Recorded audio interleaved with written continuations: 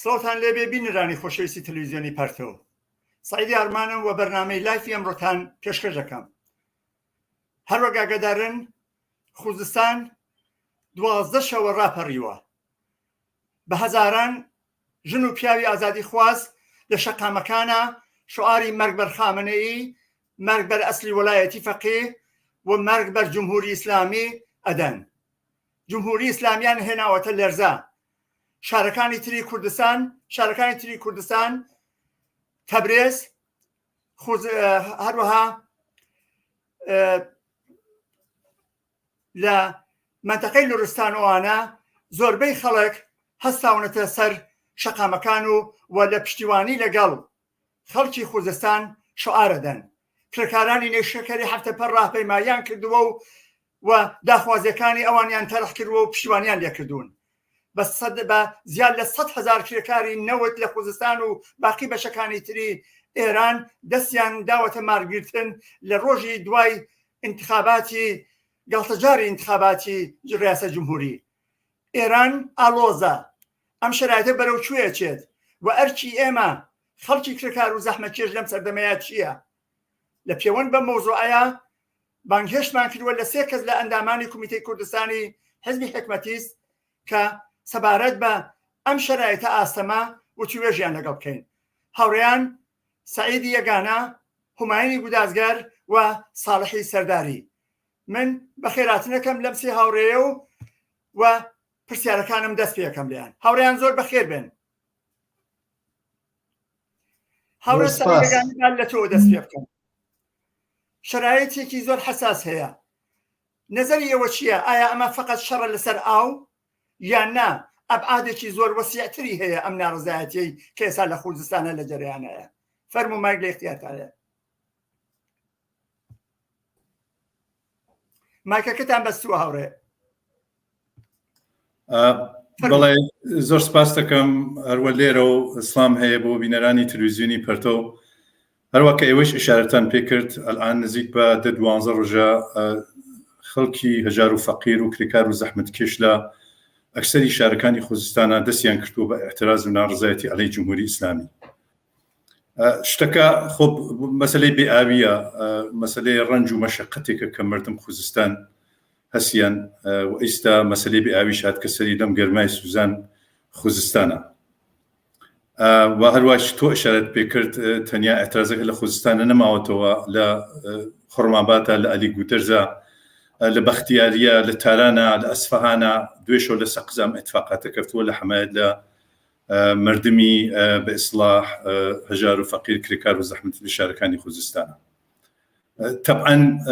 ئەوەی کە مردم ئاویان نییە زۆر ڕۆشنە و نەتەنیا ئاو نەتەنیا مەسەلەی بەڵکو بالاخره نیاز ئەم مردمەوەسەکە و جمهوری ئیسلامی مەوەزەفە هەموو ئیمکاناتی ڕفاعی لە ئاو لە بەرق و لە هەموو ئیمکانێکە نیاز ئیمڕۆ ئەو مردمەسە تەبیعەتەن فراهەمیکە. منتها ئێمە گشتمانە زانین ئاو هەست هەموو ئیمکاناتی کەس متعا لە اختیار مردمانی یا لە حد ئەقل جمهوری ئیسلامی بۆ ئەو پرۆژەکەدا بە ئەو شتکەلوا خۆی لازمیە لە ئاو بەرق هەموو ئیمکاناتێکی هەستوەری بۆ خەڵکوێک بۆ مردم هەژار و فەقیر کە نیاز زیندگیانە بۆ ئەوەی کە ژیانیان بگوزارێت لە اختیاریان دەدانێ. درستە ئەمڕۆ مەسئلەی ئاوە، وەلێ حقیقەتەکە ئەوەیە کە گشتمان نەزانین نەتەنیا مەسئلەی ئاو بەڵکو دەرد و ڕەنج و مەشقات مردم زۆر زۆرە، هەر لە ئاو بەرقی بیگرێت تا بێکاری تا مەسئلەی مەعیشەت وە لە ساڵهای گوزشتە لاقل لە 4 ساڵی گوزشتە لە دەیمانەوە بەرەوە لە ئابان مانگ بە بەهانەی بنزین و ئەمڕۆ بە بەهانەی ئاو هاتنە ناو خیابان و ئێعترازەکەن. ڕیشەی ئەم ئێعتراز و ناڕزایەتی خەڵک لە خوزستان و لە شارەکانی ترا مەسەلەی فەقرە، بێکاریەوە و ڕەنج و مەشەقەتێکی زۆر زۆرە کە 42 ساڵ جمهوری ئیسلامی بە ئەکسەریەتی ئەم خەڵکە، ئەکسەریەتی هەژار و فەقیر، ئەکسەریەتی کرێکار و زەحمەتکێش تەحمیلی کردووە. ئەگەر کەمی هەڵگەڕینەوە بۆ دوای ئابان ئتفاقاتێکە لە دەیمان 96 کەفت وەفرەتە لە 100 شار ئەم خەڵکە هەژار و فەقیر هاتنە ناو خیابان، جوانان بێکار هاتنە ناو خیابان، هەروە دەیمان کە هاتنە ناو خیابان و جمهوری ئیسلامی بۆ پەڕی وەحشیگەریەوە 1500 کەسی لە جوانان و لە کرێکاران و لە زەحمەتکێشی کوشت. هەروە ئەمڕۆیش لە بەرامبەر ناڕزایەتی خەڵکەوە، لە بەرامبەر داخوازیەکانەوە کە ئاویان گەرەکە، بەرقیان گەرەکە، ڕفاهیان گەرەکە، هەموو ئیمکاناتێکیان گەرەکە، جمهوری ئیسلامی بەکوور لە جوایان داوەتەوە. گەرەکمە بێژم ڕیشەی بێسڵا ئەم ناڕزایەتی نەتەنیا مەسلەی ئاو بەرق بەڵکو مشکلاتێکی زۆر ئەدیدە و زۆر وەسیعەکە خەڵک گرفتار بووکن بۆ جمهوری ئیسلامی 42 ساڵە فەقر و بەدبەختی و بێئاوی و بێبەرقی بەم خەڵکە تەحمیل کردووە لە نەتیجە ئەم ناڕزایەتی بەرحەقە ئەم اعترازاتە بەرحەقە نەتەنیا مەسەلەی ئاو ئاشامی دەنێ ئێمە ئازانین لەو شۆنە کە مردم داوای ئاوەکەن یەکی لە حازڵ خیستەرین مناتق لە ئێرانە خوزستان 4 دانە 5 دانە ڕۆخانە نوگزە گەورەترین سد لێنە سد بێسڵ ئەهوازە گەورەترین سەدەکرێن وجودی هەست لە نەتیجە ئەگەر جمهوری ئیسلامی گەرەک بێ نەتەنیا مەسەلەی ئاو ئاشامی دەنی بەڵکو ئەن خودی مردم مەسەلەی دامدارەکان مەسەلەی کەشاوەرزەکان بە شدەتان نەمەزیقا هیچ وەختە بیرم ناچێت لە چەند ڕۆژ گذشتا من فیلمێکم دی لە دانەی ژن لە یەکێ لە دێهاتەکان خوزستانەکە تەنیا یەک دانە مانگای بوو لە ئەسەر بێئاویەوە مردبوو بەتەوە هەست و نووسی لەدەستا بوو ئەلان خودی دەوڵەتی ئەعلامی کرد نسبەت بە 700 دانە دێهات بێئاون بۆ آخر ئاو هەست لە خوزستانە آخر چەندانە ڕۆخانە هەست آخر سەدی گەورە هەست گەرەکمە بێژم کە جمهوری ئیسلامی ئەوەی کە بە ئاسایش و ڕفاه خەڵکە لەگەڕێتەوە لە بەرخ و ئاوا بگرێت تا مەعیشەت و مەسەلەی دەستمزد و مەسەلەی شغل و هەموو شتێکان جمهوری ئیسلامی نیە بەڵام بۆ ئەو شت کە لەوا خۆی گەرەکیە کە بەسەر پاوەمێنێ بە حیات ننگینی خۆی ئەدامەدا ئاوی هەست و بەرقی هەست و پوڵی هەست و هەموو ئیمکاناتێکی هەیە گەرەک نەنەتیجا گەرەکمە بێژم ئەم اعترازاتە درستە لەسەر من ئەوە و ئەمڕۆ مردم لە گرمای سوزان خۆزستانە هەن لە مەزیقا نەتەنیا مەسەلەی ئاو ئاشامی دەنی بەڵکە هەروە ئشارەم پێ کەشاوەرزان و دامداران بەڵکو مشکل مردم خۆزستان مەسەلەی فەقرە هەر وەکو سیستان و بەلوچستان هەر وەکو کوردستان و هەکو هەموو شوێنەکانتر لە ئێرانە ئەکسەری تێکریکار و زەحمەت کرد تەحفشاری لەسەر مەسەلەی مەعیشەتیان لەسەر هەموو شتێکیان ژیانیان زۆر تاڵەوە اعترازاتە بەنظر من ڕیشی ئەمانە هەیە هەر لە دەیمانەوە شەت و تا ئیسا لە اینجا اعترازاتیان بەرحەقە و هەموو شوێنەکانتر کرێکار و زەحمەتکێش خەڵکی مبارز لە هەموو شارەکانە دەبێ بێنە دەم ئەم خەڵکەوە حمایەتیان یەکەن اعترازکەن وەسەیکەنەوانە گورسەریش و سەراسەری بکەنەوە. سپاس هاوڕێ سایەگانە هاوڕێ هومایون پرسیاری من لە تو ئەوەیە کە ئەم کێشەی کە ئێستا لە جەریانە بەحث لەسەرەوەیە ئەم ڕژیمە مدیریەتی خراپە ناکارامەدا یان نا لە بنیادەوە نظامێکی فاسد و جەنایەتکارە کە ئەسەن مقەیەدی ژیانی خەڵکیە سەرچاوەی ئەم کێشەیە ئێستا چێ لە حاڵی حەزر لە نظر ئێوەوە؟ من کەسێکی ماندوو نەبوونیەکەم لە خۆت و هەروەها ڕێز و سڵام هەیە بۆ بینەرانی تەلەڤیزیۆنی پەرتۆ ئەمڕۆ لە تەواو نەتەنیا ئێرانە لە دنیا بە حەق هەموو کەس ئەزانن کە جمهوری ئیسلامی ڕژێمێکی ناتەباس لەگەڵ ژیانی مردمی ئێران باسی ئەوە کراکەم ڕیشەی ئەم اعترازاتە چییە؟ ئایا هەر مەسەلەی ئاوە فقط ئایا ئاو مەسەلەی ئەسڵیەسی تاریخی 40 ساڵی گذشتە ئەگەر وەرەق بدەینەوە ئەبینین کە لە ئەم 40 ساڵە بە کەم و بەزیە بە تایبەتە ساڵانی ڕابردووە بەرامبەرکێک لە بین ئەو جامە ئەو حاکمیەتەکەیا بووە وەختە تماشای شعارەکانێکین وەختە تواشای مەتاڵباتەکانیەکەین ئەبینین کە لیستێکی دوور و درێژ لە ئاوات و ئارزوو و مەتاڵباتی پێشپا ئوفتادە و حتا ابتدایی کە ئەمڕۆ لە سەراسەری دنیاە ئیتر مسۆگرە بۆ هەموو خەڵکێک وجودی هەست کە جمهوری ئیسلامی نەیداوە بە جامعە بە تۆری کولی وای پێ هاتووەکە ئێستا جمهوری ئیسلامی هەموو کەس ئەزانی و حەق ئەدا بە مردم کە لەگەڵ ئەو ڕژیمە گەلاوێز بنوێ ئەو ڕژیمە سەرنگون کرد ئێوە تماشاکە تەنیا ئێران نییە لە خارج کشوەر لە تەواوی ئەو دەوڵەتانە کە لەوانەیە بەعضی لە میدیاکانیان ناو ئێرانیان نەبیستوێت و یان نەزانن لەوێ چ باسە هەموو کەس بۆی ئەلەرسەویەیە هەمووی کەس بۆی بە شتێکی ڕەوایە کە اعترازاتی مردم بگا بەو جەیە کە جمهوری ئیسلامی نەمێنێ یانی ئیستا وای پێ هاتووە ئەم وەزعیەتە کە ئێستا هەیە لە ئابانی لە دەیمای 6 و ئابانی 9 ئەمانە تێپەڕی کردووە یانی اعترازاتی جەماوەری یانی چاوی مردم و هەر ڕۆشنەوە بووە ێک تۆ تماشاکەی لە کون و خوشبنێکەوە ژیانی عادی و ڕۆژانەی خەڵکەکەوێتە بەر پەلامارەوە تەنانەت گیانیانەکەوێتە بەر پەلامارەوە تەنیا ئەوە نیە کە حیوان ئاوی نییە بیخوا لە خوزستانە بنیامە عادیەکانیش ئاویان نییە بیخوا نەخۆشی پۆسی مناڵ تماشاکەن لە ئەسەر بێ ئاویە و لەسەر ئاوی پیسەوە تماشای ئەو کەسانەکەن وا دەمەنن ناو گۆم ئاوی پیسی ناو خیابانەکان و ناو جادەخاکیەکە ئەمانە هەمووی موسیبەت هایەکە کە جمهوری ئیسلامی 40 ساڵە بەدەست بەسەر خەڵکی هاوردووە لە باری اقتصادی و ژیانی لێ تاڵ کردووە بەڵام ئەوەی کە ئێمە من پێم وایە ئەبێم سەرنجی خۆمان و خەڵکی بۆ ڕابکێشین بەتایبەت خەڵکی کوردستانی بۆ ڕابکێشین ئەویش ئەوەیەکە ئێمە 42 ساڵە خەریکە ڕەنج و مەرارەت ئەکێشین بۆ ڕۆژانێکی ئاوە ئێران خۆرۆشاوە هەموو شارێ تقریبەن خۆرۆشاوە هاودەردی لە ئەو پەڕی خۆیەتی ئەحزابی سیاسی بنیامگەری بەئسڵا شەرافەتمە نەهاتگەری بینالمەلەلی هەموو ئەوانە هەرچەند کە لە نەهایەتیشا بەرامبەر بە خەڵک من لە سیاسەتگەرێترا بەڵام وەحشیگەری جمهوری ئیسلامی وای کردووەکە دەنگیان هەڵبڕیوە بۆ پشتیوانی لە ئەم مەردەمەوە لە ئەم اعتراضاتە ئێمە لە کوردستانە ئەبێت دەقات لەوە زیاتر خەریکی ئەم کارە بین ئێمە لە کوردستانە ئەبێ وەکو هەمیشە نیشانمانداوە زیاتر لە جاران و زۆرتر لە جاران بڕێن بەرەو پیری ئەمە اعتراضاتەوە هەروەها کە لە شاری سەقزا ڕۆژی ڕابردوو کراوە ئێمە چاوەڕوان ئەوە ئەکەین وە ئەو تەوەقعی ئەوەمان هەیە کە لە باقی شارەکانی کوردستانی چا ئەم کارە بکرێت ئەو بەرچاو ڕۆشنیە لە کوردستانە ئەمڕۆ بۆ سۆزی نییە ئەم تەوەقعین ئیمڕۆ نییە وەختێ سوختبەر درابەر دەستڕێژی گولە لە کوردستانەوە پەیامی هاودەردی بۆ ڕۆی لێرە مردن بە پەرۆشیان بوون بەرعکسەکەیشی وایە وەختی کۆڵبەر ئەکوژێ ئێمە خۆمان ئەزانین چێ ئەو زاو ئەحواڵێ ئەکەوێتە ڕێ خلاصە باس کراکە ڕیشەی ئەم اعتراضاتە چییە ئەوەی کە هەیە ئەوەسە کە ئێمە هەناوێتە بڕۆینە بەرەوە بۆ جەماوەریکردنی ئەم فرەتری ئەم اعتراضاتە بۆ ئەوە کە قدرەتی زۆرتری پێ بدەین بۆ ئەوە کە بەعض شعارگەرێکی لاوەکی لێ بخینە لاوە مەسەلەی کورد و تورک و عەرەب و فڵان و ئەم جۆرە شتانەی کە بەعضە کەسێ ئەیانەوێت لە پاڵەوە بیخەنەناو ئەم اعتراضاتە وشیاریەوە ئەمانە خونسا بکەینەوە و نەیەڵین ئەمە تەفرقاتە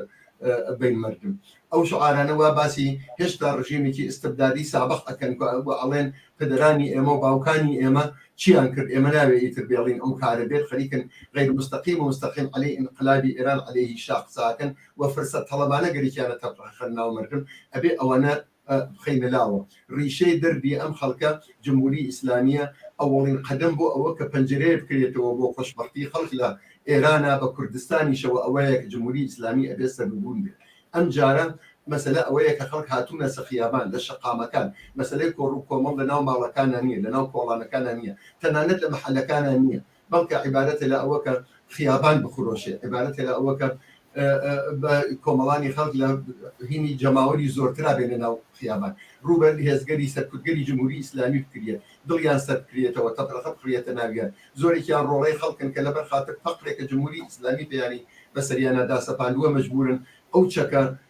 قیزەوەنیانە کردشانیان وەبوونە سەبایست ئەو شەرمەساریە بۆ خۆیان ئەمانە هەموو شتگەرێکن کە ئێمە ئەبێ لە کوردستانیشەوە دەستی تێوەردەین و بێژین بە خەڵکی کوردستان بەتایبەت بە جوانانێ کە هەزاران جار تەمرینیان هەیە بەرامبەر بەهاتە خیابان عەلەی جمهوری ئیسلامی و پشتیوانی لە عەداڵەتخوازی و ئازادی خوازی بێژین پۆڵی لێ هەڵمانەوە لە تەواوی شارەکانە خۆیان سازکەن بۆ ئەو بۆ سازماندانی اعتراضات و پەیوەستبوون و پشتیوانیکردن لە خوزستان و پەیوەستبوون بە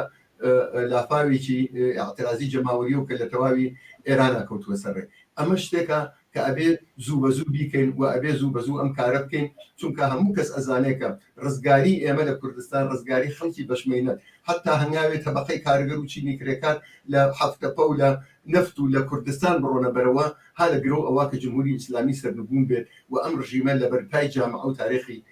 ئەو جامعەیە لا ببێت جا منزورم ئەوەیە کە تقریبا ئەمڕۆ ڕیشەی ئەوە کەم اعتراضاتە بۆ کوێ ئەگەڕێتەوە تەنیا خاصی ڕۆشنفکران و ئەو کەسانەی وا سیاسین و ئلیتی سیاسی و ئەمانە نییە هەموو کەس لێ ئاگادارە لە کرێکارێکی ناو کارخانە پرسی لە بێکارێکی ناومەیان پرسی لە کرێکارێکی کوورە پەسخانە پرسی لە ژنێکی بەندەست پرسی بڵێ ئەمانە ئایا هەر بۆ ئاوا ئەکەن قەتعەن ئەڵێنە وانە و ڕیزێکی دەیان استدلال و دلیل و وەتێنێتەوە کە جمهوری ئیسلامی لە 42 ساڵی گوزەشتا ئەوە بشاری خچووە سەر ژیانی خەڵک و ئەم خەڵکە هەمووی جەم بووەسەوە سەریەک و ئێستا لەبەر ئەوە خەریکن اعتراضەکە خلاصە ئێمە منزورمان کوردستانە کە ئەبێ بینە مەیدان ئەبێ پشتیبانی بکەین لە اعتراضاتی خوزستانەوە ئەبێ ئازادی خوازی پێیان ڕەواج بدەین ئەبێ ئەوەی کە دوای جمهوری ئیسلامی بازم چی ئەبێ بێتە سەرکار ئەبێ ئەوە جارێکی تر وەکو چرا بیگرینە سەر ئەم اعتراضاتەوە و ئەرکێکی زۆرمان لەسەر پیشانایە کە ئەگەر ئێوە کاتان ببێت ئەتوانین بە ورتر لەسەری قسە بکەین. سپاس هاوڕێ هومایان بێگومان نەچینە سەر چکردنەکان چون مەسایلێکی زۆرە با تۆجبەوەی کە ئەم جەمعی کە لە ئێستا لێرەیین تەجربەی قیامی 57مانەیە تەجربەی شەڕی لەگەڵ جمهوری ئیسلامیمان هەیە لە 42 ساڵی ڕابردووە هەموو ئەوانە حتمما بە کورتی باسییان لەکەینەوە دێمەوە سوراقی داندانی ئێوە هەڕ ساڵە دێمە لای تۆ لە پەیوەند بەم مەوزوعەیە ئەبینین کە دەیان ساڵە لە کوردستانە شەڕە کۆڵبەرە کوژرێت بەتابەت لە ساڵانی ڕابردووە کەمتر ڕۆژ بووە کە کۆڵبەر نەکوژرابێ فقط بۆی کە بە دوای نانە ئەڕوات سوختبەر نەکوژرابێ لە سیستانە بەلوچستانە کرێکاریان ئاگر تێبەر نەدابێ یاخود خۆسوزی نەکردن بە ئیسلاحی خۆیان ئەم شرایطە لەگەڵ ئەو وەزعی کێستا لە خوزستانایە ئێوە چۆن بەراوردی ئەەکەن و ئەم دەردە هاوبەشە چییە بە بڕۆی سەرەتا زۆر سڵاوم هەیە بۆ تۆ هاوڕێیان و هەروەها بینەرانی تەلەڤیزیۆنی پەرتۆ من پێم وایە ئەو وەزعەوە تۆ ئیشارەت پێکرد کە لە خوزستانە ئەوگزەرێ و ئەوانە بەنظر من خۆ تایبەت تەنیا خوزستان نییە من ساڵهاست بەفەرز لە سیستان و بەلوچستانە مشکل بێ ئاوی بووە بەڵام خۆ بەهۆی گەل تایبەتۆ مەسەڵان نەیانتوانیوە بێنە سەرجادە ئەو فیلمانەوە مەسەڵەن لە سیستان و بەلوچستان لە چەند ساڵ ڕابردووە خەڵکێک زۆر بە تایبەت ژنان هەڵەسن گۆزە و پووت و ئانەن بەشان و کیلومترها ئەچن تا ئەگەنە گۆشەیەک ئاو کە لە کانیە کازەڕێ ئەو بێن بۆ ژیانی خۆیان بە تۆر واقعی هەروە کە ڕەفەقان باسییان کرد مەسەلە تەنیا ئاو نییە ئیمڕۆ ئەگەر ئاویش حەلکەن دووسەد بربەن من مطمئنم سۆزی لەسەر گرانی سۆزی لەسەر مەگەر لەسەر بنزین نەبوو مەگەر لەسەر پێداویستی لەسەر گران بوون لەسەر هەموو شتێ ئەم خەڵکە معتەرزن بە جمهوری ئیسلامی بە حەق چون جمهوری ئیسلامی هیچ شتێکی بۆیان نێشتوەسەوە من ڕاستەکەی لە تاریخا کەم دیومە مەسەڵەن شتێک بێ وڵاتێک بێ ئەم عەسرا بە تایبەت بێ ئاو بێ لە حاڵێکە هەر خوار خوزستان و خەلیجە نازانم دەریای عەمانە ئەم هەموو ئاوە لە ئەترافیا هەست بەڵام خەڵکەکە بێ ئاون بە بۆنەی ضد ئینسانی بوون و هینی جمهوری ئیسلامی بەرامبەر بە خەڵکەکە یعنی تۆ ئەگەر تەسویرێ بگری هەر ئایسە لە جامعەی ئێران لە سیستان و بەلوچستان و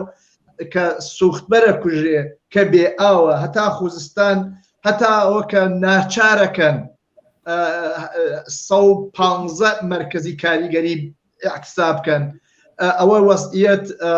هەفتەپەیە ئەوە وەزعیەت فەقیری و بێکاریە ئەوە وەزعیەت کۆڵبەریە یعنی تۆ کەسێک ئایسە لە ئاسمان وەگەر هینێ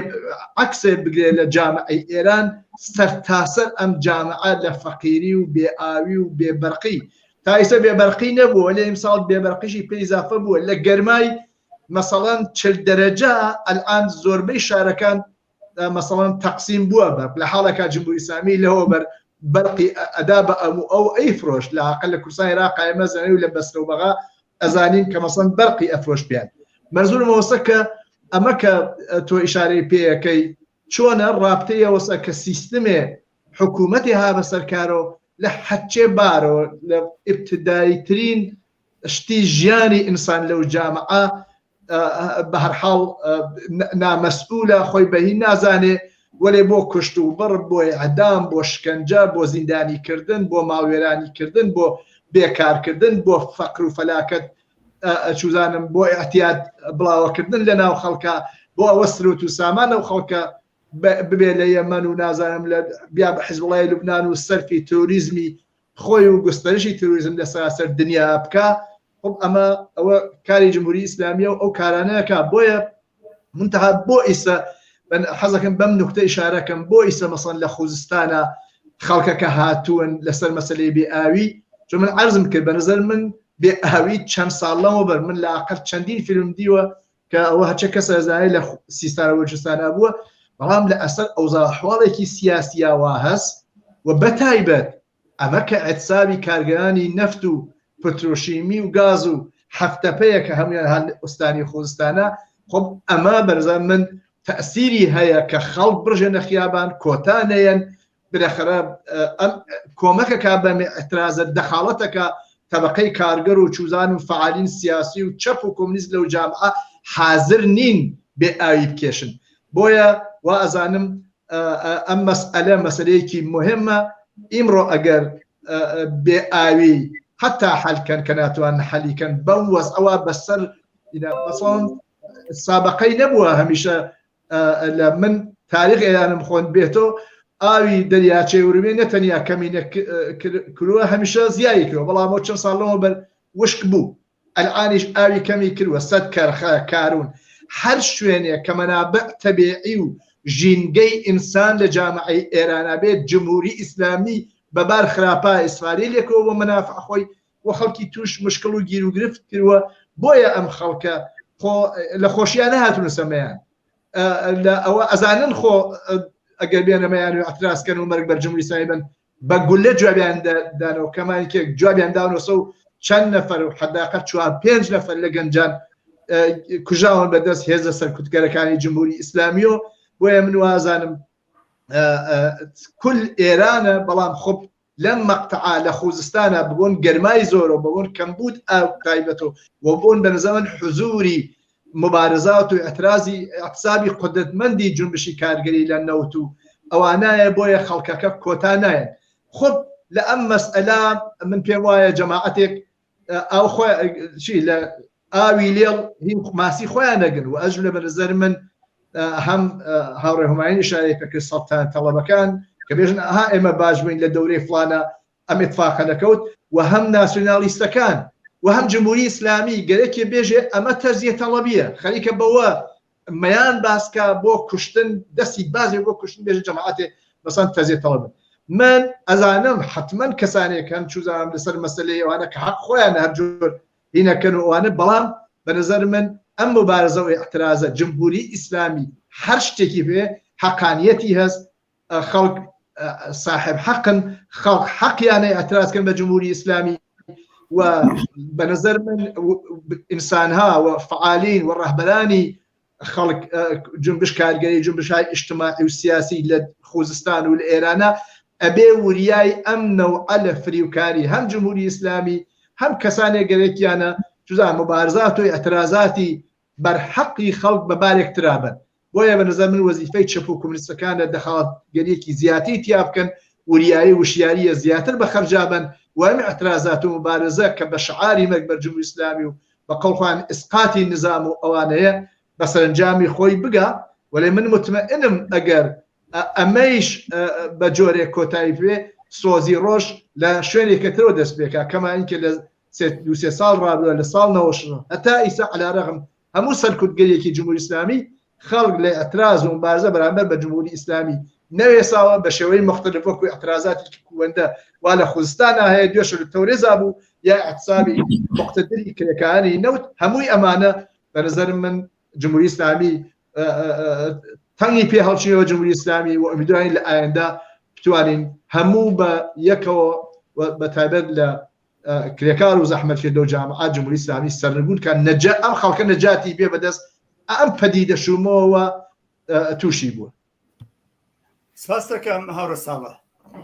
لە پەیوەند بەوەی کە چۆن نەجاتە بێت لەم پەدیدە شومە لە واقعا مەسئلەی ئەسلیە دەیان ساڵە خەڵکی ئێران خەبا دەکەن دژ بە جمهوری ئیسلامی زندان شکنجە ئیعدام هەموو ئەوانە بە تۆری ڕوتین بوویەتی جمهوری ئیسلامی زیاد لە 100,000 ئینسانی شەرافەتمەندی کوشتووە لە کوردستانە خۆمان نەزانین لە تێی 42 ساڵی ڕابردووە دوو دەورە شەڕی کردووە تا ئێساش کوردستان هەمیشە وەکو مۆڵگەیەکی یا ئەسکەری نظامی وایە ئاگری ژێر خۆڵەمێشە لە واقعا خەڵکی کوردستان چۆن ئەم ئاگرە دووبارە هەڵگرسێتەوە چۆن بتوانین دەستی خەڵکی کوردستان و خوزستان سیستان و بەلوچستان ئازەربایجان تورکمە سەحرا هەر شوێنەکەی ئەم چوار سوچی ئێرانە لە شمال و جنوبۆتا شەرق و غەربی بێتەوە یەک ئەم دوژمنە هاوبەشەی بدا لە عەرز و نەجاتی بێت لەم وەزعە ئەمە قسێکی ئەساسیە چی ئەتوانین بکەین ئەمە قەزەی ژینگە نیە فەقەت نظامی سەرمایەداری خۆی دوژمنی ژینگەیە لەبەر جیفانی خۆیان چۆن ئەتوانین چارەسەری ئمە بکەین هاوڕێ سەعیدەگانە دێمە سوراغی تۆ چۆن ئەتوانین هەروواکە ئێوەش ئشارەت کرد هاوڕێ سەعید 42 ساڵە ئێمە خەریکی شەڕ و مەبارزەین لەگەڵ جمهوری ئیسلامی هەر لە ڕۆژێک کە ئەم ڕژیمە بە قودرەت کەی وتمان ئەم ڕژیمە وەستێکی ناجۆر بەم جامعە و دیمان وابوو 42 ساڵە ئەم ڕژیمە جز فەقر و بەدبەختی و بێکاری و ڕۆژڕەشین نەبووگە بۆ ئەم خەڵکە نەڕفاعیانس نە ئاسایشیانس و ئەمڕۆ وەختی تواشا و جامعەکەیت بە قەڵداین لە ڕەفیقەکان هەژاری و فەقیری و بێکاری و حاشیەنشینی عکس ئەو جامعەسە یعنی بەغێرە ئەمە شتێکی نییە ئەقلیەتێکی سەرمایهدار و مفتخۆر و ئاغازادە کە تو قدرەت و اقتصاد و پوڵ ئیمکانات و جامعانە لە نهایەت ڕفها خەریکە زیندگیکەن وەلی ئەکسریەتی ئەو مردمە لە نهایەت بەدبەختی و بێچارەگی و فەقرا خەریکن زیندگیکن. کوردستانی شەروایە دقیقاً کوردستانی شەروایە. ئێمە لە کوردستانە هەل ڕۆژێک کە جمهوری ئیسلامی هاتە سەرکار لە تەک کرێکار و زەحمەتکەش لە تەک خەڵکی مۆبارزی شاری کوردستان عەلەی جمهوری ئیسلامی شەڕمان کردووە و ئەم خەڵکە 42 ساڵە ژێر بار زەخت و زۆر جمهوری ئیسلامی نەچوون. درستە کوردستانی کردووەتە پادگان بە گرتن بە ئێدامکردن وەسای کردو ئەو مردمە خەفەکە بەڵکو هیچ وەخت ئەو مردمە ئارامشیان نەوگە ئارام نەوگە لە مەقابل جمهوری ئیسلامیە چه فعالین کارگەری فعالین مەدەنی ئیجتماعی ژنان و بە هەر شێوەی بۆیان کرد عەلەی جمهوری ئیسلامی شەڕیان کردگە. ئەم شەڕە ئێمە ئەشی ئەدامێ بدەین ئەم شەڕە ئەشی بە پایان بگەینین. هەروە مردم خوزستان مشکل ئاو بەرقێن هەروە لە کوردستانە خۆتان زانستی 4 ساڵە مردم مشکلات ئاویانەس ئەو ناخۆن هەرگاوە خۆن لێ ماڵەکەیان و تێتە دەرەوە مشکل بەقیانەت هەر ئایسا ئەوە کۆڵبەرانە ڕەفیقان ئشارەیان بگیر خۆی چت پێت ئشارەی کرد بەدەلیل بێکاری بەدەلیل لقمەیەک نان مەجوورین گیانیان لەدەستن و ڕۆژانە کەسیان لێ کوژگێت چەند کەس لیان زەخمی ئەکرێت. دەبێ پایان بدەین بەم وەزیەتە دەبێ پایان بدەن هەمزەمان تەک خەڵک خوزستانە دەبێ خەڵک کوردستانیش کرێکار و زەحمەتکێش لە کوردستانە هەر بەڕاستی بێ هەڵسنەوە ئەبێ هەڵسنەوە دەرد مردم کوردستان دەرد مردم بەلوچستان و زاهدان دەرد مردم شارەکان خوزستان دەرد مردم لە تارانە لە حاشی شارەکانە لە ئەلی گودەرزە لە خوڕەمبەد لە هەموو شتێکە یەک شتێکە ئەم مردمە ئەکسریەتە مردمە کرێکار و زەحمەت گرفتار دەسەم ڕژیمە بووگن زندگیکی ڕەش زندگیکی جەهەنم بە مردمە تەحمیل بووگە ڕێگایەک نەماوەتەوە ئەگەر 42 ساڵ ئێمە هیژین ئەمڕۆ مردم لە خیابانە خەریک نەژن بە جمهوری ئیسلامی خودی ئەم مردمە بە وەفور بە جەماعەت بە هەزاران بە ملیۆنن بەو نەتیجە گەیشتون کە تا ئەم ڕژیمە بێت ئەخر زندگی ناتوانن کەن ئەخر ئاسایشیان ناتوانن کەن ئەخر ئەمنیەتیان ناتوانە بێت ئەتوانێت ئەوە بەرقیانەوێت کە جزۆ ئێبتەدایەترین ئیمکاناتە لە قەرن 21 ڕژیاگە لە دنیا لە جمهوری ئیسلامیە بەڵام ئەم شتێ ئەم خەبەراتە نییە ئەم ئیمکاناتە نیە ئەم ڕفاهە نییە جگەلەوە مەسەلەی اختناف مەسەلەی سەرکوب کەس ناتوانێت دەمکاتەوە بێژە من برسیم بێکارم کرێکار شەلاق لێ ئەدەن ئەخر چۆنە بێمە تەعامل کردیت ئیستا کە مردم خوزستان هاتووەتە مەیدان بە نظر من وەک ڕەفیقان باسییان کرد دەورەکەی هێشتا ئەوەزە هێشتا نسبەت بە ئابانمان دەورەکەی متفاوتە شرایەتەکە متفاوتە ئەوە لە پاڵیا هەزاران کاریگەر نەفت و پرتی شیمی و گازە دەستیان داوە بە احتساب ئەوە دووبارە لە هەفتەبەت دەستیان پێکردو لە باقی مراکزەکان ترا کرێکاران دەستێت دەبێ ئەمێنە بە یەکەوە پەیوەند دەبێت کە بێک و چفت کردێ مردم کوردستان وەکو هەموو مردمێکی ناڕازی متنەفر لەم ڕژیمە ئەبێ ئەمانیش بێنە مەیدان هەر لێرەوە من داواکەم لە فعالین کرێکاری لە فعالین مەدەنی لە ژنان لە جوانان لە لاوان هەروەکە لە ئەبانمان و لە دەیمان هاتنەوە خیابان هەم زەمان تەک ئێعترازات لە سەر تا سەر ئێرانە ئەمانی دەستیان کردو بە ئێعتراز و نفرەت و ناڕزایەتی خۆیان لە ڕژیمی سەرکوبگەری جمهوری ئیسلامی دەربڕی ئەمڕۆ بە نظر من ئەوە نییە ئەوێنی لە یەکێ لە شارەکان بەختیاریە کابرا چکوت بە سەر چوار پایەک هەر بەرهات ئاشکرا ئەیژێت ئەژێم ڕژیمە بڕۆی مەرگ بەر جمهوری ئیسلامی ئەمە زندگی ئینسانی ماگەرەکە ئەمە ئینسانین بێ لە کوردستانیشا دەبێنە ناو خیابانەکان دێ لە کوردستانیشا دەبێنە ئێعترازکەن وەزیفەی ئەم دۆرە فعالین کاریگەری فعالین مەدەنی ئیجتماعی وەکو هەموو دەورێکی دە بە نظر منە بێت تەلاشکەن دەست بەنە دەستیەکەوە پشت یەکترین بگرن پشت یەکترین بگرین و بالاخره پایان بدەین بەم جەهەنەمە پایان بدەین بەم وەزیەتە فلاکت بارەکە بە ئەکسریەتی ئەم مردمە تەحمیل کریاگە بە نظر من ئەمڕۆ جامعی ئێران جامعیکی ئاگاهترە نسل جوان ئاگاترە نسل ژنان ئاگاترە ئەیبینی لە ناو مبارزات کارەکەری ناو جنبش کارەکەری ناو احتساب کارەگەریە ڕەهبەرانێکی زۆر فعالینێکی زۆر هەن ڕاستە مبارزات و خەریکە نەدایەتێکن بە نظرم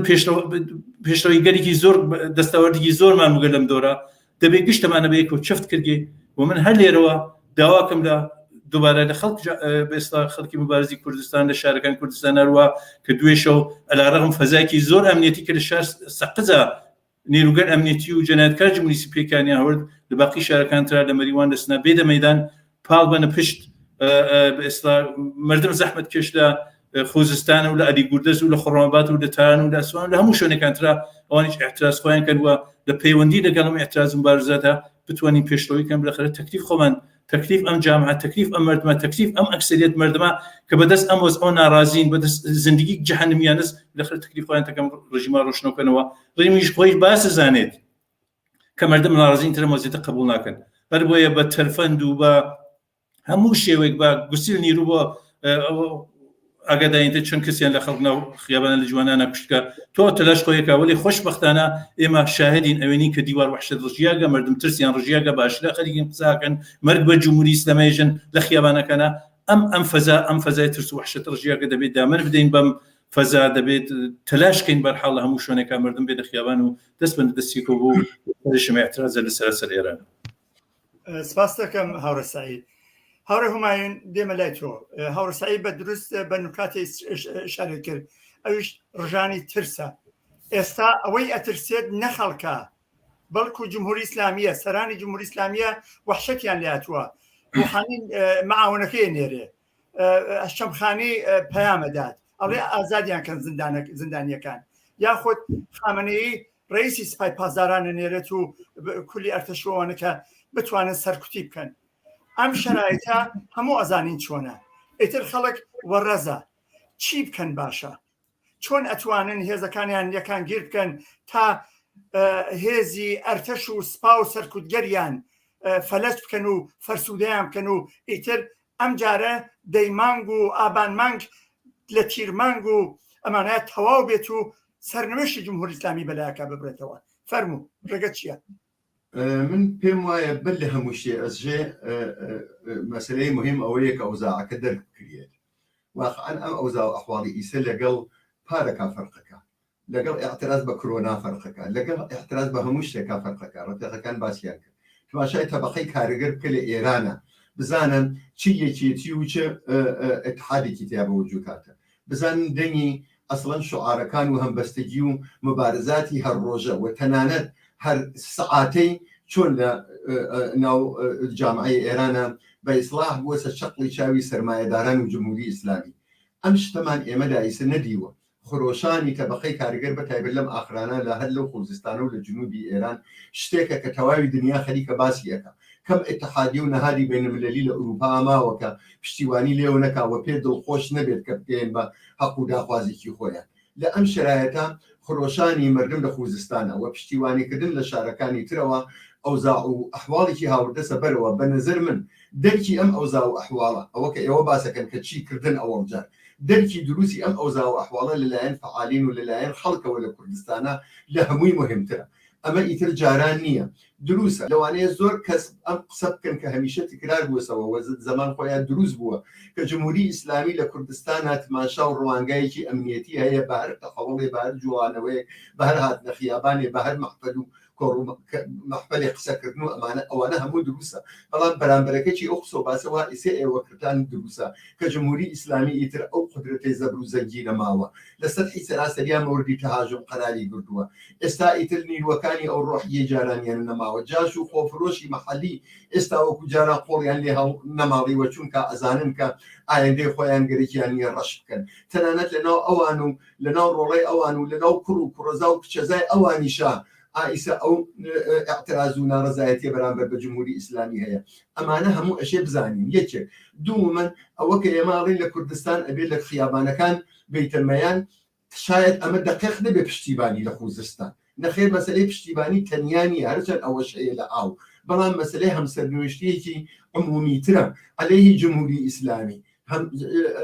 سەرنوێشتیەکە بۆ دەرهاوردنی مەدەنیەتی جامعە بە کوردستان و غیری کوردستانەوە لە ژێر چەکمەی سەرکوتی جمهوری ئیسلامی لە ژێر ارتجاعی ئیسلامی کە 42 ساڵە خەریکە حکم ئەکا بە قانون و بەدمێزە و بە سەرکوتگەری و بە فەساد لەبانەوە هەموو تاڵان و بڕۆی ئەکا ئەوەی وا بۆی مهم نییە ژیانی ئاسایی و نانی سفرەی مردمی زەحمەتکێشە. بە معنایەتر ئەمەوێ بڵێن تەنیا پشتیوانی نییە پێوەستبوون بە دەردی خۆمانەوەیە بە دەردی مشتەرەکەوەیە پێوەستبوون بە ئەمەوەیە. ڕێگەی تری کا هەیە کە من باسی ئەەکەم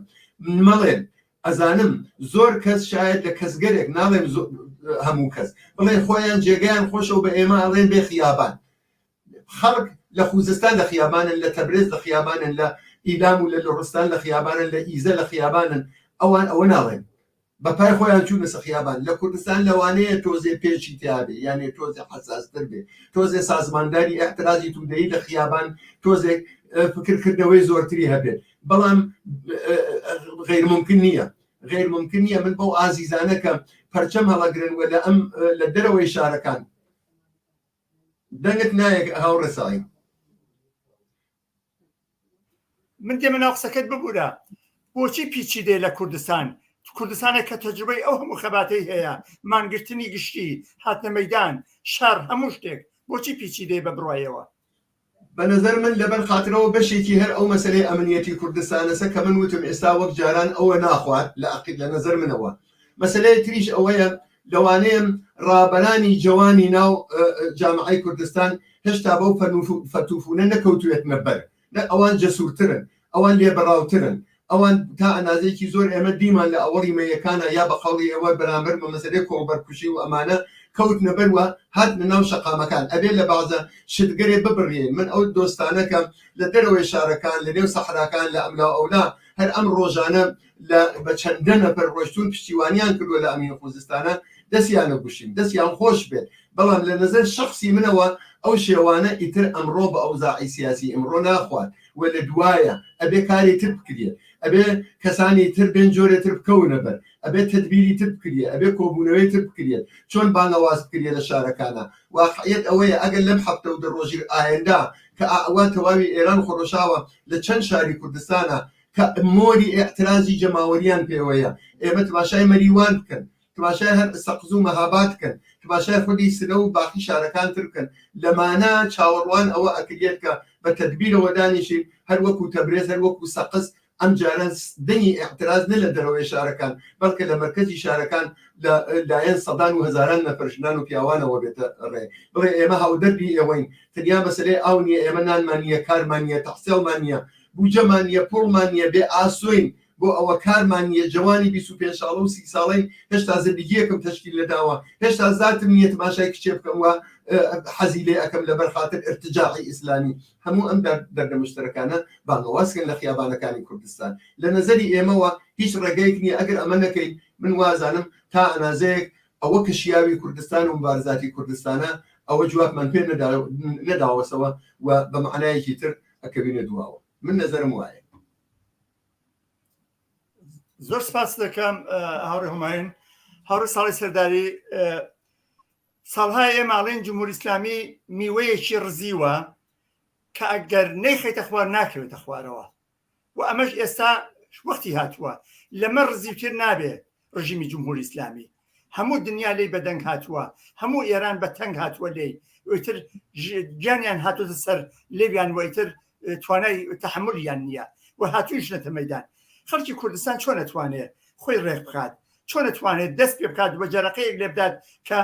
بتوانێت پاڵپشتێکی قەوی بێت هەر وەکو هاوڕێ وتی شەر بۆ کوردستان ناکات شەر بۆ خۆیەکات ئەمە شەڕی مانوونەمانە چۆن نەتوانێت لەکوێوە دەست پێ بکەن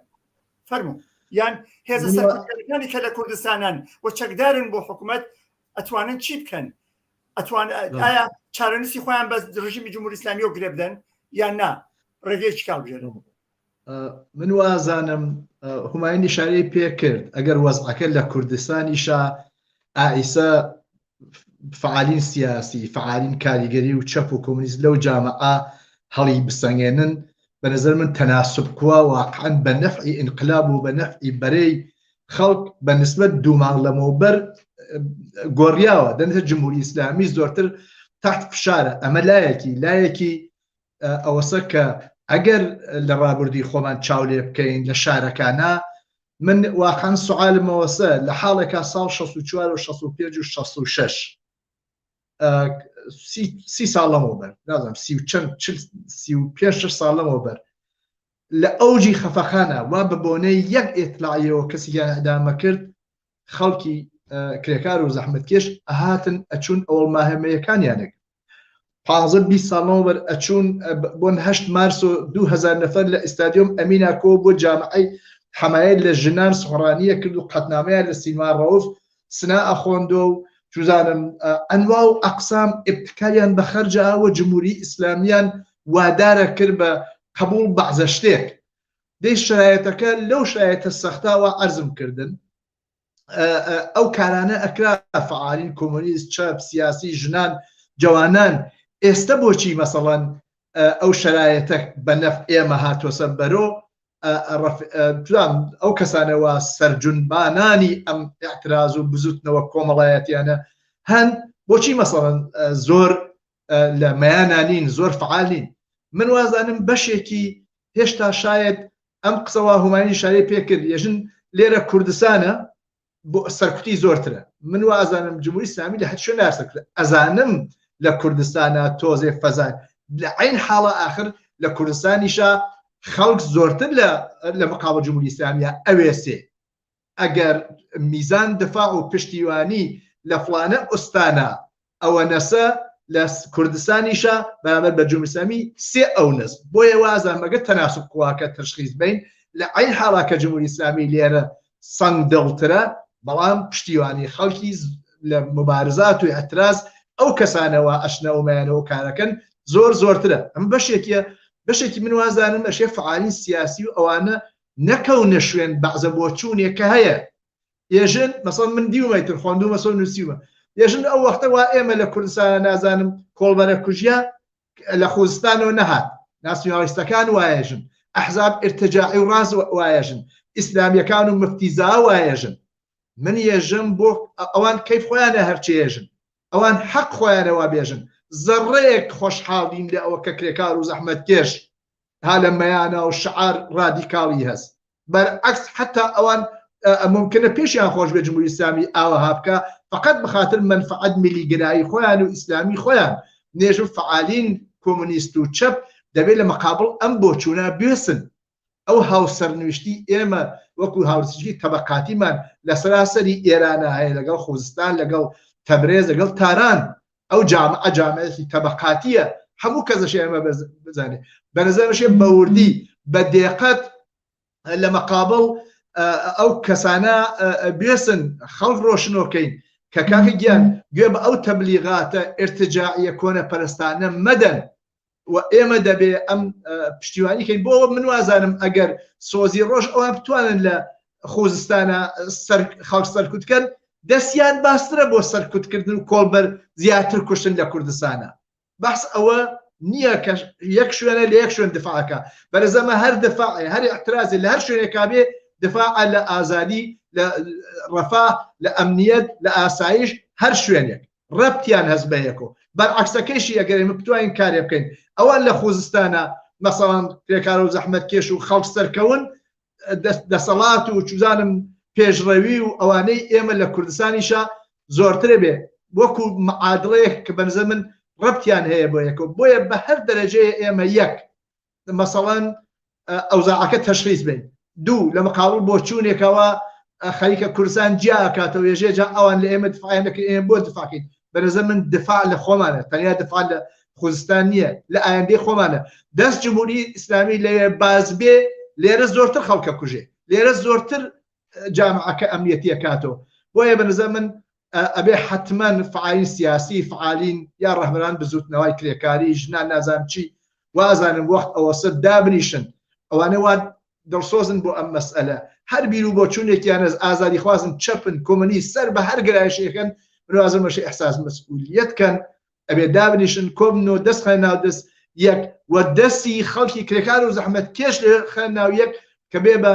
ئەهرومێکی فشار لەسەر جمهوری ئیسلامی فرە ڕەحەتە لازم ناکە بچی لە بەر مەسەڵەن ئوستانداریە یا لە خیاوانێکە بێژی کاکە ئێمەش وەز ئاومان خراوە ئەرێ کاکە ئەوە چەند ساڵە ئاوێوە ئاشامیدەنیە خەڵک ئەی خۆنەوە لە شارسنا بە بۆن ژەهراویکردن و نازان ڕعایەت نەکردن مەسائل بێهداشتی لە سەدی سنا خەڵک دوچار هەزار نەخۆشی بوون مەگەن نەمان دیوە فیلمەکانی دووسێ ماڵەوە بە سەدان نەفەر چوون بکانی و ئەو بن ئەم کێ و ئەو کێ و خەریکن ئاو سالم و ئاو ئاشامیدەنی بۆ خۆیان تێن هەر لەوە بیگرە تا بێبەرقی تا چوزانم ئەم فەقر و فراقەتە گشتی ئەتوانێ بەنظر من کۆ بێتەوە و زۆر ئاعتراز و مبارزە بکرێ هاوسەرنوشی لەگەڵ نەتەنیا خەڵکی خوزستان لەگەڵ کرێکارانی نەوت لەگەڵ ئەقشار و تەبەقاتی مختلفی و جامعەوە بەدەست جمهوری ئیسلامی و گیریان کردووە من وازانم وەزیفەی کۆمونیستەکان و چەپەکانە مەسئولیەتمان هەست گشتمان لە قەباڵ ئەم ئەوزا ئەحواڵە ئایا کەسێک گەرەکیە جمهوری اسلامی دەستی لەسەر کوتا زیاتر نەبێت لە خوێنا زیاتر نەبێت لە کوشتوڕا زیاتر نەبێت بەنظر من ئەشێ بێتە مەیان و خەڵک سازمان بە و ئەتراسکە و پشتیوانی کا لە خەڵکی هەر خەڵکی ئیسا هەرە خوستان سۆزی ڕۆژ ممکن لە ئیسفەهان و نازانم شیراز و ئابادان نەبێ بۆیە من وازانم ئەمە وەزیفەی کۆمونیستەکان و چەپەکان و فعالین بزوتنەوەی ئیجتیماعیە ئینتزار و تەوەقع هەست تەجربە هەست 40 ساڵە خەڵکی شارەکانی کوردستان بەراورد بە جمهوری اسلامی ئەنوا و ئەقسام لە ئەتراز لە چوزانم ئەوڵ ماهێمەیەکان لە احتساب 1000 شگرد و چوزانم ابتکاریان بەخەرجاوە بۆ بەرامبەرکێکە لەگەڵ جمهوری اسلامیە من وازانم ئەم شایەتەکەەوە وەختیەسی بێنەمەیان و ئاعترازکەن و پشتیوانیکەین لە خەڵکو و لە خۆشم. سپاس دەکەم هاوڕە ساڵی سەرداری هاوڕیان من مەجالەکەمان خەریکە کورد و کورد دەبێتەوە هەر بۆیەش فرسەتێکی کەمان هەیە 1-2 دقیقە دوایین وتە باسەکەین بۆ ئەوەی کە دلیل چییە بۆ مخالفە لەگەڵ جمهوری اسلامی 1001 دلیل وجودی هەیە کە ئەبێ جمهوری اسلامی بڕوە هەر ئێستا 1 دقیقەیکە نە دەڕۆژیکە نە ساڵێکیکە قسە لەسەرەوەیە ئێوە قسەتان چییە بۆ ئەوەی کە خەڵک چۆن خۆی ڕێبخە ئەمە ئەمری ژنانە ملیۆنها ژن لە ئێرانە و لە کوردستانە بە تایبەتی بە تەنگ هاتوو هەر ئێستا دوو کەس لە مەهابادا بە دەلیلی مانکێن بوون جرمیان چییە بۆ ئەبێ لەباسێ لەبەرکەن و جمهوری اسلامی یەخیان بگرێت بۆ ئازادیان ناکات بە چ دلیل ئای خەڵکی مەهاباد ناتوانن بێنە مەیدانەوە بڵێ ئەم کشانتان بەناحەق بۆ ڕاگرتووە بۆ ئەبێ زیندان بن بۆ تەوهینیان پێ بکەن 1001 دلیل وجودی هەیە کە بۆی جمهوری اسلامی بێتە دەرەوە لای بەی شەڕی کەم کە لەسەر خۆ چۆن ئەکرێت هەڕێستا یەگانە دێمە لای تۆ فەرموو ببوورە مایکەکەتی بەسراوە فەرموو کارت پێکرد حتا 1 ڕۆژ 2 ڕۆژ مانگێمانەوەی جمهوری اسلامی فقط ڕنج و مەشقەت مردم فرابێتەوە ومن شخصا ئەقیدەم ئەوەیە کە ڕفیقان ئشاریان پێکرد حتما نزانم لە کوردستانە لەخەرە گرایشاتی ئەفکارێ ملی چوزان ناسیۆنالیستی بووگەوە لە دەورەگەر گزشتا لە ئاعترازات 96 و ئابانیشە هینبین ئەو جۆرەوە ئێمە چوین بەدەم ئەو ئاعترازات و مبارزاتەوە مەسەن ئەحزاب ناسیۆنالیست وانە بوون ڕاستیەکەی زۆر ڕۆشن بوو پیان خۆش نییە پیان باش نییە ئەم ئاعترازات و وەسڵ بێ بەیەکەوە لەخەرە سەرنوشت مردم لە کوردستانە کریکار و زەحمەت کێش لە کوردستانە تەک سەرنوشت باقی خەڵک ئێران و کریکار و زەحمەت کێش لە ئێرانە یەکێ بێتەوەمانە لە نەتیجە ئەم تەمایلاتە هەست و من لێرە باسەواکەم بەنظر من باشترین ڕێگە ئەوەسە کە کریکار و زەحمەت کێش لە کوردستانە خەڵکە لە کوردستانە سەرنوشت خۆیان گری بدەن بە مبارزاتێکی سەراسەری وەسی ئەوکە بووگەوە ئیسەج دەستی پێکردووەوارە یعنی نەجات مردم کوردستان نەجات مردم کریکاران و زەحمەت کێشان نەجات ژنان لەدەست زۆڵم و ستەم و نابەرابەری کە پیان تەحمیل بوو بە 42 ساڵە تەنیا ڕێگەی وەسەکە سەرنوشت خۆیان ئاعتراز خۆیان ناڕەزاتی خۆیان و مبارزەی خۆیان گری بدەن بە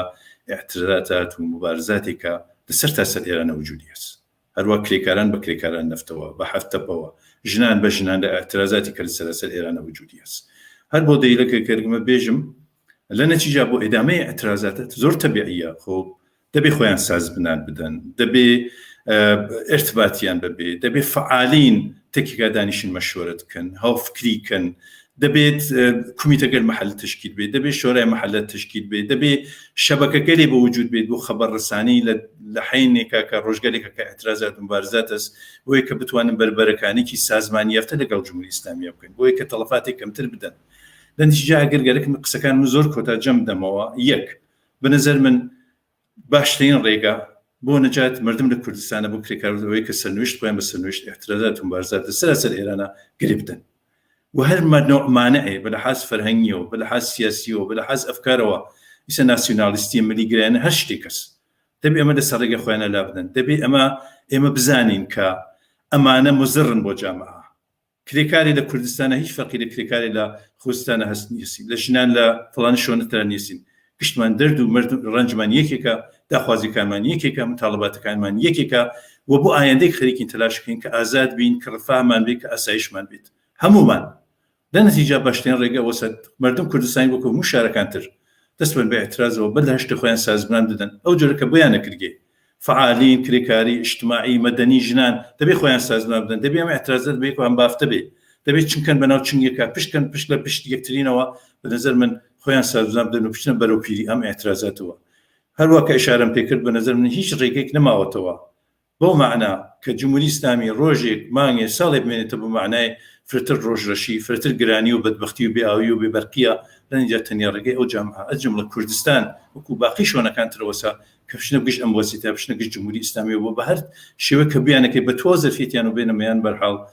دەستبەن بە ئێتراز و مبارزەوە بۆ یەکگرتن و بۆ بەرحاڵ تعیین تەکلیف دەتەک جمهوری ئیسلامیە زۆر سپاس هاوڕێستایی یەکانە هاوڕێ هومایون سێ ئێوە چێ بەرامبەر بە میلیۆنها ژن بێکار لەو کۆمەلگایەوە خۆیان ڕێک بخەنوە دەست بە نەداودەستیەک و بزوتنەوەیەکی جدی سەراسەری لە کوردستانە ڕێ بکەن هاوکار لەگەڵ بەشەکانی تریێرانە بەخۆشیەوە لە کوردستانە ئێمە لە سفرەوە دەست پێ ناکەین لەوانەیە زۆربەی لەم شارانەوە ئایسە خۆشاون و هاتوون سەمەیان بەم اعتراضە توودەیەوە پەیوەست بوون لە عمر جمهوری ئیسلامیە 2 دەفە تەزاورات نەکریابێ و حتا اعتراضێکی ئەوتۆ نەکریابێ تۆ توانشە شارەکانی کوردستان بکەم شاری تیانیەکەم دەست بە یەخە نەبوو بێ لەگەڵ جمهوری ئیسلامیە بە هەموو شێوەیە بە هەموو لەونێک وەڕۆژ و ساڵ نەبووە لەسەر مەسایلی مختلف ئەم شتە نەهاتوێتە بەرەوە بە ئیسڵاح تێکەڵچوونێکی توودەیی لەگەڵ جمهوری ئیسلامیە نەبووی لە نەتیجا مەسەلە ئەوەیە کە ئێمە لە کوردستانەوە لە سفرەوە دەست پێ ناکەین کۆڵی تەجروبە هەیە کۆڵی بە ئیسڵاح بە قوڵی فارسی ئەڵێ زیر و بەمی مبارزە هەیەکە پێشڕەوانی کاریگەری ڕەهبەرانێکە ئەم تەزاورات و ئاعتراضاتیان ڕێخستووە لە ڕابردووە ئەمانە ئەیزانن ئەمە لەلایەکەوە لەلایەترەوە وها ئەو پرسیارەوە تۆ باسیەکەی ئەگەر ئەمانە هەیە بۆچی ناینەمەیان جمهوری ئیسلامی بازشهەیەکیی لە ڕابردووە بووە ئێمە وتمان کە ئەمانە ئیسە کەم ڕەنگەوە بوون یا ئیستر ئەو تەسیراتی جارانی نەماوە بەڵام بە خۆراپات ناو جامعاتە پرەخی خصوص ناو مردم بە سەرکورد بەشێ لە جامعی لە ڕابردووە ترسانوە بە تەتمیع جەماعەتێکی بێبەشی کە نێتوانێ ژیان و بژیوی خۆی باتە ڕێگەوە تا ئەنازێ بەلای لە ڕێی خۆیان کێشانوە ئێستا ئەمانە بە ئەو معنە نەماون بەڵێ هێشتا هەر ئاسەوارێکی هەر ئەمێنێ لەوانەیە هێشتا هەرمان ئەگەرێ بە وجود بێرن بە هەموو ئەمانەشەوە کە ئەگەر بەختێ باسی لەکەی ئێستا لە ئەم شرایەتە لە تەعادڵخوایەکی تازە و هاتە سەمەیان وەلە ئێرانە وجودی هەیە ئەو نەترسی و دڕی و جەسارەتە کە بەرامبەر بە جمهوری ئیسلامی خەڵکی عادی نەخەڵکی بە ئیسڵاح ئلیتی سیاسی یا مبارزانی پرعجایب یا چریکایە پرعجایب یا مسلحانێکی پرعجایب یا مەسەڵەن دارودەسەی مسلحی پرعجایب وێرابێتیان بێنەمەیە نە مردمی عادی خەڵکێکە نانی هەمیە خەڵکێکە کە بە تەنگ هاتوون ئەمانە خۆشاون هاتوون سەمەیان بۆ کوردستان ئەم دەرسە خوێنراوە لە کوردستانە ئەم دەرسە هەزاران جار دەوری کراوەسەوە و خەڵک بەڵەدیە لە نەتیجا بۆ ئەوە کە ئێمە لێرە خەریکین باس ئەەکەین ئەڵێن ئەوە شیاوی ئێمە یەکە حتمما لە کوردستانیش بانەوازمان بێ سبەی دووسبەی ببیسین سەدان و یا حتا هەزاران نەفەر لە فڵان شار پلاکارتیان گر بەدەستەوە وتیان خوزستان ئێمەش وەکو ئێوەی دەردی ئێمەش و دەردی ئێوەیە ئەمە تەوەقعێکی زۆر گەورە نییە باتەوجو بە گوزەشتەی باتەوجو بە تاریخی هەیەتی باتەوجو بە کەیف و کۆمەڵێکی زۆر سەپێکی زۆر لە جوانان و تێکۆشەران و مبارزانێکە ئەلەی جمهوری ئیسلامی ئەلەی فەخر و فەلاکەت ئەلەی سەرمایەداری ئەلەی ئستثمار ئەلەی بێکاری مبارزەیان کردووە و ئەمانە خۆشبەختانە بەشێکی نووسراوە ئێستا کتێبە ئێستا نەشریەیە ئێستا ها لە دڵی تاریخە بە حکمی ئەمانە ئەمە تەوەقعێکی زۆر زۆر ئاساییەکە لە ڕۆژانی داهاتووە ئەم کارە بکرێت و ئێمە شاهێتی ئەمە بین هیچ ڕێگەیەک نییە دەردی مردم لە کوردستانە دەردی خەڵکی هەژار و فەقیر لە کوردستانە دەردی چەند 10 ملیۆن مردمە لە باقی سراسەری ئێرانە و نابودی جمهوری ئیسلامی و سەرنگونی جمهوری ئیسلامی کە ئێستا ئیتر بووە شعارێکە پڕاوپەڕ ئێرانی لە بەرگرتووە دەردی مشتەریکی هەموو کەسە هەنگاوی ئەسڵیە بۆ ئەوە کە ئایا دوای جمهوری ئیسلامی ئەتوانین جامعەیەکی خۆشبەختمان بێ ئەتوانین مناڵ و مناڵەزا و نسلەکانی داهاتوومان چاوێ بکەنەوە بە دنیایەکی مدرن وەکو ئیمڕۆ بتوانن بگەین بە ئاوات و ئارەزوویەکانیان بتوانن ئەگەر ژیانی چیان هەیە ئەو ژیانیانەکە بێ بەخۆشی و وەک ئینسان بژین ئەمە دەردی مشتەریکی هەمووە و ئێمە پێمان وایە لە کوردستانە ئەگەر تەوەکوڵ بکرێ ئەگەر دانیشێ لەسەری قسە بکرێت ئەگەر تۆزێ بە وردی وردەکارەکانی بدرێتە بەر قسە و هەلاژی بکرێت امکانی ئەوە هیچ هەیە بەڵکە تەوەقعی ئەوە هەیە ئێستا مردم و خەڵکی زەحمەتکێش لە لۆرستان و خوزستان و تەبرێز و نازانم باقی شتەکانی ترا ئەڵێن ئەرێ لە کوردستانەوە کە پێشەنگی مبارزە بووە لە دەورەهایەکی زۆرە عەلەیهی جمهوری ئیسلامی بۆ دەنێنیە و ئێمە بێجوابەوە بدەینەوە.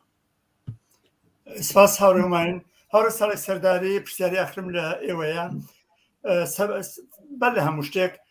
پەیامی ئێوە چییە بۆ ڕێکخراوە مەدەنیەکان بۆ ئەنجومەنەکان کە هەن لە مەریوانەوە هەتا ئەچێتە سنە و بانە و سەقز و باقی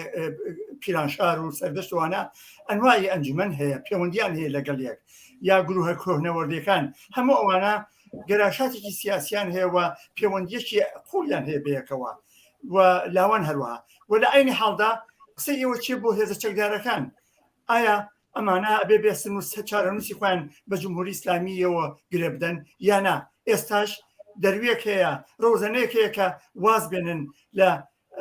ئەم کارە چەپەڵەی کە ئەیکەن و چیتر شەریک نەبن لە جەنایەتی جمهوری ئیسلامیە فەرموو. زۆر سپاس پەیام من هەرە لەم قسە و باسانە لەم لایڤاوە ئیسەیەمە قسەکەین تۆ ئەو هاوڕێنێتر تقریبەن هاتووە من داواکەم لە هەموو ئەو دەستە و کۆمەڵ و نەهاد و ئەنجومەنانە وا دڵیان بۆ ئازادی لێدا بەنظر من دانیشتن بە دەوریەکە ئەم ئەوزا حواڵە لە یەک بنەوە تەناسب قوا بە نەفع ئێمەیە و بەزەر جمهوری ئیسلامیە وەکو جاران ناتوانێت دەستباتە سەرکوت هێزەکانی بە دەرەجاتێک زەمینگیر بوون بەبۆ نەمی ئەترازاتە وەسیعەوە لە خوزستان و تەورێز و ئەلعان حەفتەپە و ئێعتساب نەوت و بەشێک حتا هێزەکان جمهوری ئیسلامی حتا بەشێک لە حکوومەت جمهوری ئیسلامی لە هینا نەماوە ئیسلاح تەڵەبان و نازانم حتا بەشێک لە ئەحمەدی نژادی بەهەردەیلێ